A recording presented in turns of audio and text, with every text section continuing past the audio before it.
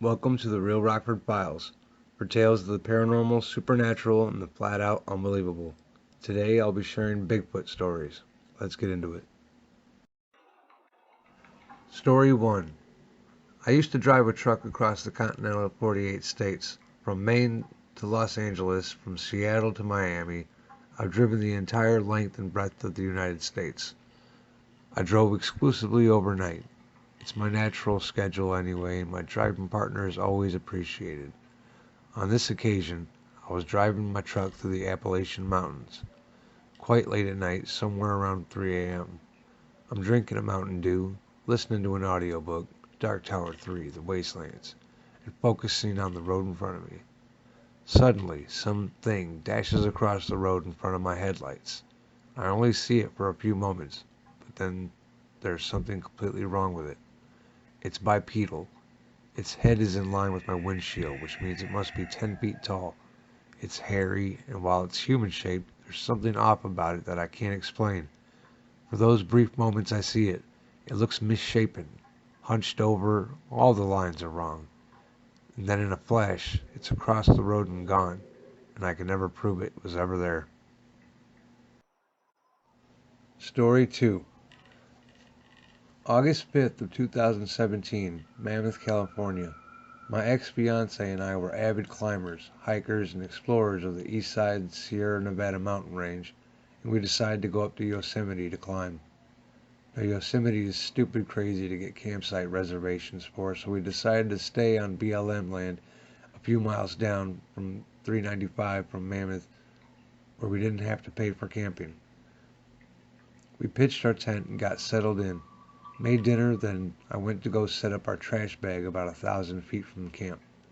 I don't like having bears close to my tent. It started to rain a little, so we went into the tent and went to sleep around 8:30. It was probably 1:30 in the morning on the 5th. It had stopped raining and I had to take a leak. So I put my flip-flops on and my headlamp, started walking to the spot where I figured it's far enough away that it wouldn't attract anything. Now it had just stopped raining, so when it was dead quiet, I dismissed the silence as everything was hunkered down. So from where I was taking a leak, the trash bag was about 200 yards to my right. As I finished up, I looked to make sure the bag wasn't blown down during the relatively heavy storm that just finished up, and it wasn't in the tree. So I looked at the ground and saw what looked like the biggest black bear I'd ever seen. So I start hollering and screaming and making a lot of noise to scare it off.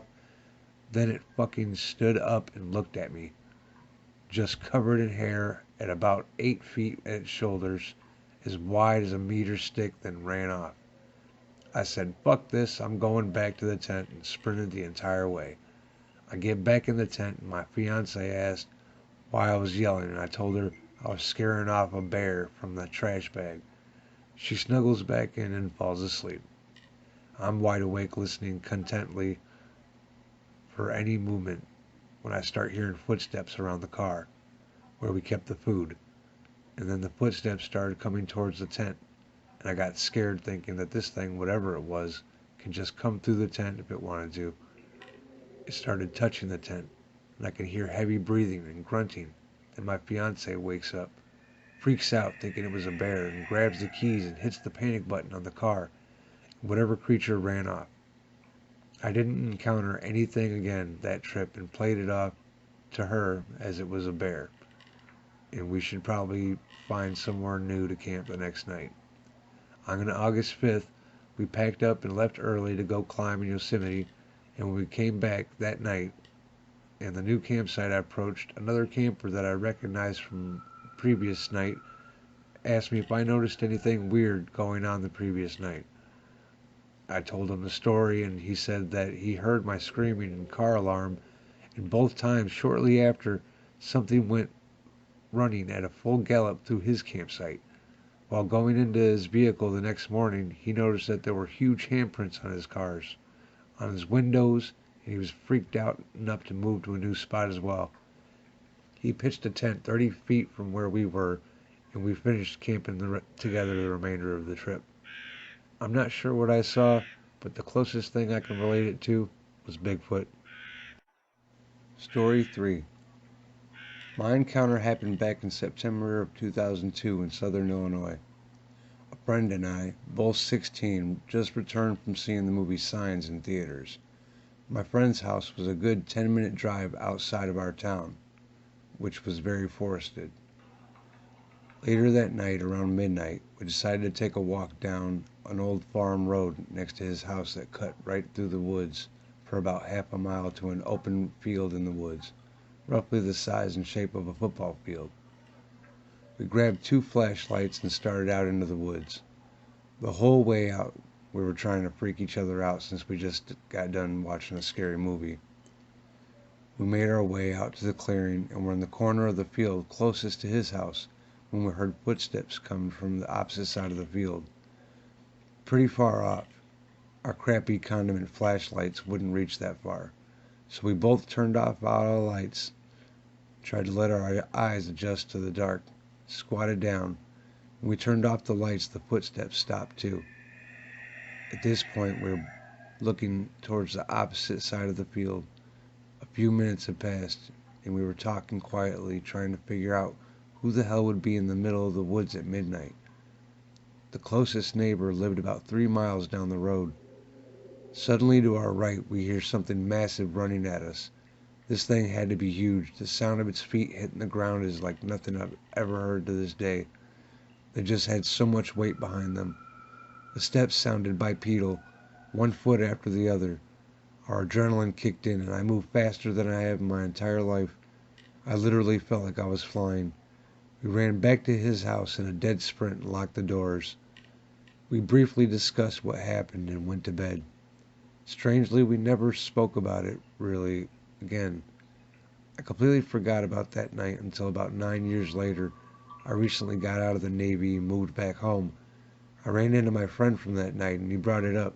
He had apparently put a good amount of thought into that night over the years.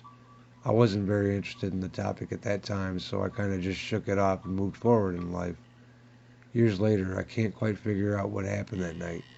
There have been a few Bigfoot reports in my area during the same time period.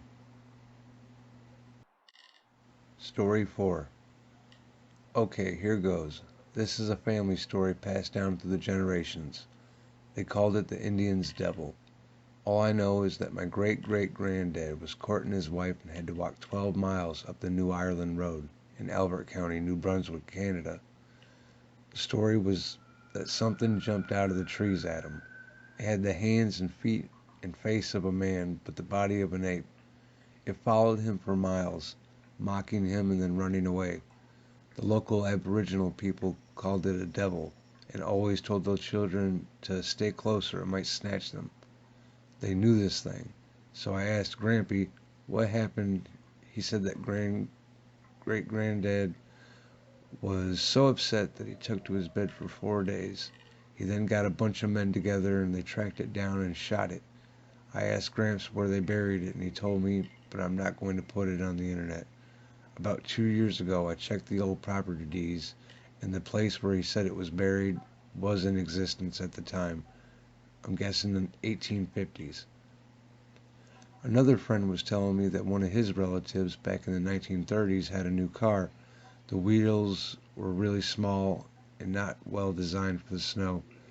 They got caught, same region in New Brunswick, in a terrible snowstorm, and to prevent the car from going off the road, someone got out and thought that they would walk alongside the road and kind of guide the car. So he got out and something attacked him. It looked like an ape, but he could not see well as the storm was so vicious. It slashed him across the face and left claw marks across his cheek. He fell back into the car and did not get out again. That's it, folks. That's all I have. I just wanted it documented somewhere. Story 5. About 10 years ago, my family and I were up in the White Mountains of Arizona to cut down our Christmas tree. My dad was driving our truck with my grandpa in the front seat and my mom and sister in the back seat. I was in the bed of the truck along with our family's German short-haired pointer. We were driving along a forest road and all of a sudden my dog starts barking and growling. So I looked to see what it is, thinking it as maybe a bear or mountain lion.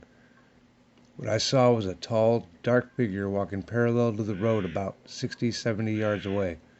I yelled at my dad to stop the truck. When I told him I think I see Bigfoot, he just laughed and continued to drive. When I looked back to get another look at it, the figure had changed directions and was walking away from the road. The last thing I saw was the thing's head disappearing down a hill. To this day, I still do not have an explanation for what I saw. Every time the situation comes up, my dad always makes me tell everyone my story, just so he can laugh at it. Story 6. I was about 8. My sister was 6 or 7. My family and I went camping about an hour north of Kingfisher Lake in northern Ontario. It was a routine camping weekend. Fishing, hiking, fires, etc. Well, on the second day we were there, my dad was chopping up some firewood and had asked me to go grab some kindling and to take my sister along. No problem. Off we went. We made it about, I want to say, 100 or so yards away into a small clearing in the woods, within shouting distance if need be. I was gathering twigs and handing them off to my sister when I smelled a smell. The kind of smell that smells smelly. If I had to describe it, it was a mixture of wet dog fur, fish, pine, damp wood, and hot dog shit melting on a city sidewalk. The smell was so bad it made my eyes water, and I suggested we go back, thinking it was a carcass, and if it was a carcass, that means there's predators around. I turned around to tell my sister we're leaving when I noticed something against a tree in the distance a few meters away. I for sure thought it was a bear, and so I panicked and ran toward my sister to grab her arm and get the fuck out. As I approached, though, I must have startled this thing because what once was just a mass of indistinguishable brown something behind a tree stood up and turned so it was standing profile. I will never ever forget what I saw that day. It is engraved too deeply into my memory that I will carry it with me for the rest of my life. It stood up, and I mean stood up. It had to have been 8 feet tall. Its face was almost human-like, but with 8 features. Sloped brow, protruding lips, and the back of its head was flat, a cone-like shape on the top of like a gorilla. I was frozen with fear, but I wanted desperately to get out there. I very quietly called to my sister, who was maybe 10 feet away from me at this point, still gathering twigs. "Let's go," Mom called us back. I slowly walked over to her, my eyes locked on this thing the entire time. As soon as I grabbed her hand, it fucking looked at me. It looked at me, and I'm getting shivers typing this. Its eyes were narrowed, black, and terrifying. As soon as it all happened, it was over. It ran faster than anything I've ever seen run into the bush, and that was my ordeal over with. To this day, nobody I tell this story to will believe me, but I don't care. I know I'm not crazy. I know what I saw. I saw a Sasquatch. Story 7. I was in my early 20s in 2008, and I was having a crisis. One of those crises where you think you can only solve it by running away. So my idea was to get all the camping supplies together I could and go live in the woods somewhere down south. I live in Rockford, Illinois. Now all I packed up was one duffel bag and one backpack full of what I thought were decent camping supplies. Would not realize till later that I was way underprepared. So I get out a map and I find any train tracks that lead south, and I was going to follow those as far as I can go. So I find a train track that leads south and I start walking. Before I even get as far as New Milford Road, it's dark, like pitch black. Never did I ever think it would be that dark in the nighttime until there's no street lights around you to help brighten the way. That's when I realized I didn't even bring a flashlight. So I'm walking down the train tracks, get past New Milford Road, get a block or a couple of blocks distance away, and think, okay, this is where I'm going to set up camp for the night. So I take a stick to mark the spot where I stopped on the train tracks and put something on top of it like a pop can. and I walk into the woods off to the side. And I find a little clearing, and I start gathering up as much dry sticks as I can to a little pile and getting some tinder to put underneath it. And it was dead silent. I didn't realize that that was such a bad thing when I didn't hear crickets or any other kind of nighttime animals. And I'm getting my sticks together. I take a little bit of lamp oil and I poured it on the middle of it so I can start it easier, because all I had with me was a crappy lighter. So I'm fumbling around trying to find my lighter, and then a tree about 15-20 feet in front of me that was at least as big as around as a telephone pole, maybe bigger, started shaking. And when I say shaking, it was whipping back and forth like a blade of grass in the wind. A huge tree just moving so easily, and something was coming down it.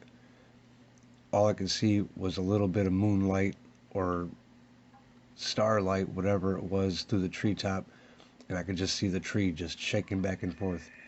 And something hit the ground, and I'm sitting there crouched on the ground right in front of where I was hoping to make a fire, and this thing starts barreling towards me.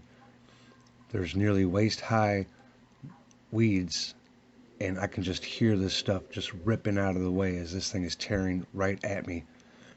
I'm so terrified, I can't move, I can't blink.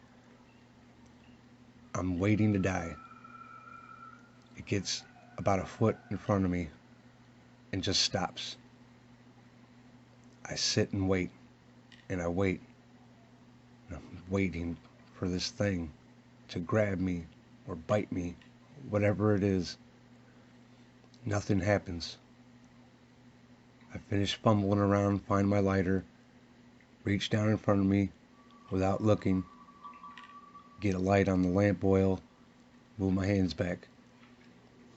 The fire took pretty quickly because of the lamp oil and lit up a good 20 feet around me in no time.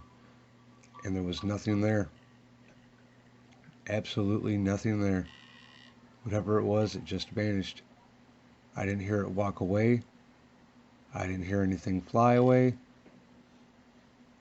After I saw that it was gone, I got a little braver with my fire going and walked around where I heard it coming at me, and checked the ground, tapped my foot around, felt around with my hands looking for a hole in the ground. Maybe it was something that lives in a hole in the ground that I just imagined was bigger, and there was no holes, no nothing.